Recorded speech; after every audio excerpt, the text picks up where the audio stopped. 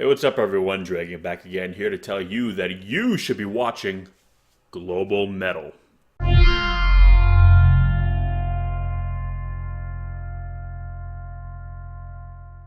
So, Global Metal is a 2007 documentary by Sam Dunn, who we previously talked about on the show when he did Metal, A Headbanger's Journey, which is kind of a documentary into kind of metal and all its facets, all the different subgenres, all the kind of elements and components, and kind of also give a little bit of a history of it and kind of describe how, as a musical movement, it began and kind of where it went from there. Now, what Global Metal does is kind of expand upon another element of that documentary that he kind of touched upon, and that is kind of the more cultural and anthropological side of metal. How metal is the most really the most widespread form of music, at least like kind of pop culture based music, if you will, and how it has been kind of adopted and utilized by numerous different cultures all over the world for various different purposes. And for this reason, he goes to Israel, he goes to Norway, he goes to Brazil. He basically goes all over the world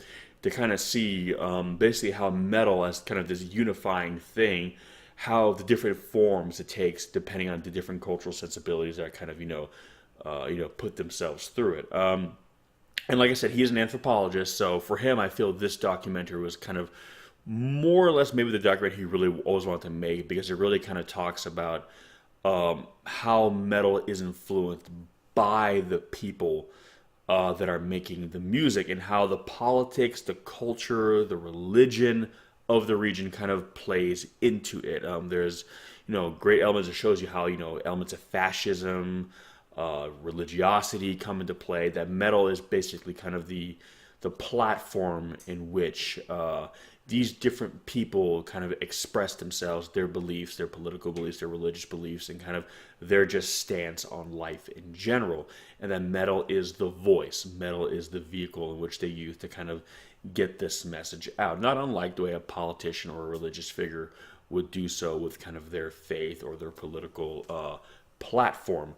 And that's really what this documentary is about. It's kind of showing you that that even though you might be using this music for something very different than the person next to you, what you have in common with them is that you are using this music. You realize that metal, as it stands, is kind of this very kind of powerful, very outspoken form of art. It's a medium of music that does not bow or yield to any other, and it's very abrasive in that nature, which is why for probably a lot of people out there don't like metal, because it is very abrasive, it is very aggressive, it is very in your face and not so subversive. It's not for the faint of heart, yet at the same time anyone and everyone is welcome into it, as we see through the course of this documentary by again going all over the world, even going to places like China and showing you how metal has kind of I don't want to say the word infiltrated, because that gives it kind of the wrong message, but how metal has kind of planted its roots in these different places of the world. And surprisingly, the people who find it don't have to change themselves to fit into metal. They can kind of change metal to fit them, and that's kind of the interesting things about metal, is that it is this kind of this thing that you can mold and change, and you can kind of throw any form of cultural sensibility into it, and it's still metal. But now it is metal that expresses, the mindset and the kind of the historical background of a specific region, a specific group of people. Any form of folk or kind of cultural heritage can be put into metal and can be expressed through metal. And now you can now reach other cultures in different parts of the world, and who can now kind of experience a bit of your own culture through kind of the filter of this, universal form of music. And like with Metal Headbanger's Journey, he also talks about the different styles and genres and subgenres in metal, and which ones are more prevalent in which places. So it is really interesting. And again, even for someone, like I said, with even, Headbanger's Journey, even if metal is not your style of music, there is a lot to take away here from a cultural study. It's fascinating to see something that was kind of birthed in the modern age, and how it touches places that are still very much connected to kind of an old world mentality, especially when he goes to like the Middle East, for instance, and you see, different culture in the Middle East kind of embracing metal and using metal to kind of, express their own cultural and political beliefs and how it is kind of a unifying thing for a lot of people. And in certain areas like that, sometimes that's kind of the only unifying thing that's there. So it kind of shows you that music, and especially aggressive music, can sometimes be a bridge between worlds, because we all have that sense in us. We all have that kind of that aggression, that power within ourselves. That even if you're not into the music, we've all had those moments where we felt anger, we felt power, and we felt the need to want to express ourselves in a more visceral way, just to get the message across to somebody that you feel otherwise isn't being received. And that's basically what metal is. It's kind of a no-holds-barred way of taking something that you're feeling, regardless of what the message is, and it runs the gamut of the human condition. And because no matter where you go, while we all might be different, believe different things, view the world different ways, think the world got here in different ways, we all have the range of human emotion, and metal is a reflection of that kind of condition, that state of mind.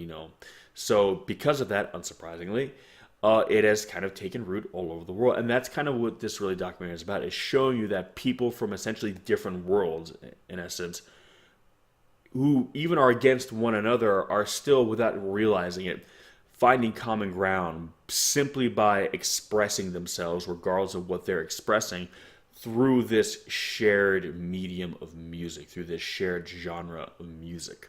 And for that reason alone, I think there's a lot to take away from this documentary. Again, regardless if you're a metal fan or not, I'm obviously a metalhead. For those of you who follow this channel for a long time, you know that by now. For those of you who might be new to this channel, that's my kind of favorite genre of music. And even within it, I tend to lean towards the more aggressive styles of metal, the more aggressive subgenres of it. So it is something, though, that in my travels I have seen kind of all over the world, and it is a fascinating thing. It's kind of like musical colonialism in a way, where it doesn't really matter where it started; it is everywhere now, and it is all inclusive. And so many different kinds of cultures with varying backgrounds have kind of embraced it and have now used it as a medium in which to kind of express their views, their culture, to people who otherwise might not know or might not even be interested. But because now it is being expressed through this way, people are listening, people are taking note of it. So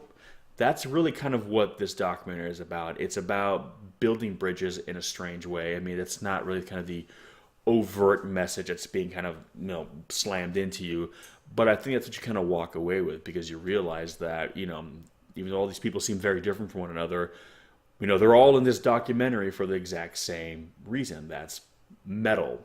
And it is something that all these people who are otherwise very different from one another have in common. So, with that said, global metal. Have you watched it? If so, what did you think? How do you think it stacks up to Metal Headbanger's Journey? Did you like it better? Did you like it less? Do you feel it's something different, and therefore they kind of both stand on their own? That's kind of how I feel. One is not better or worse than the other.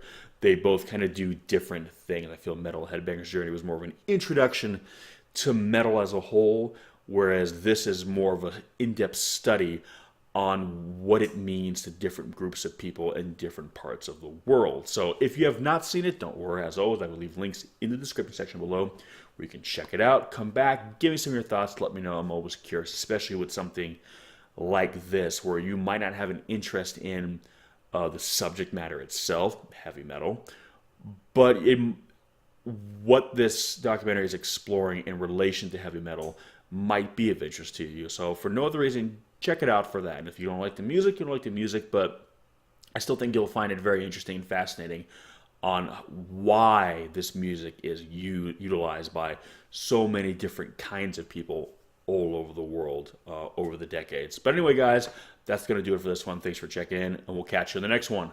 Peace!